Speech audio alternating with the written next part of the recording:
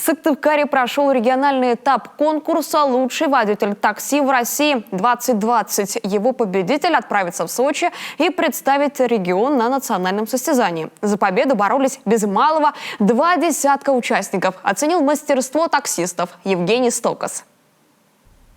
Анна крутит баранку уже около 6 лет. Половину этого времени автоледи официально таксист. Выходит не каждый день, а иногда подрабатывает. Работа, признается, интересная, а конкурс – это возможность для роста.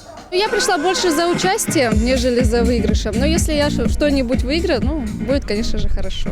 О конкурсе я узнала благодаря рекламе Министерства промышленности Республики Коми. Меня заинтересовал конкурс, и решила тоже поучаствовать.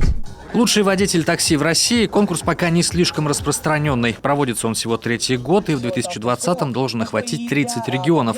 И наша республика, благодаря Минпрому, оказалась одним из них. Мы стараемся охватить максимальное количество субъектов. В этом году есть новые, то есть помимо того, что в Коми, очень приятно, что присоединилась Чеченская республика.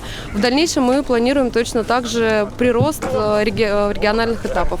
Для победы участников, их в столице собралось 19, должен пройти сначала теоретический этап, с ним справились все, а затем практический на автодроме. Это 8 элементов. Привычная параллельная парковка или заезд в бокс и элементы для настоящих профи, например, проверка плавности вождения, змейка с граненым стаканом на крыше, наполненным водой.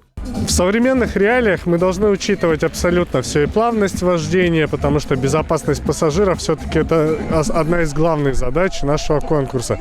Безопасность, повышение профессионализма водителей. Здесь учитывается как время, правильность выполнения элементов, и, конечно же, профессиональное мастерство каждого водителя такси.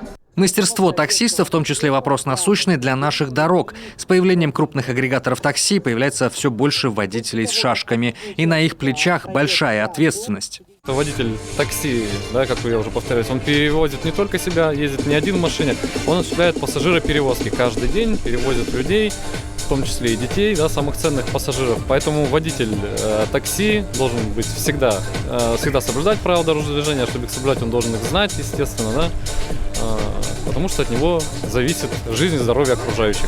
За первые 3 призовых места наши водители получили денежные призы, а победителем стал Вячеслав Кабрец, набравший по итогам 100 баллов из 100 возможных, отправиться в Сочи представлять наш регион. И вполне вероятно, что лучшим таксистом в стране станет наш земляк.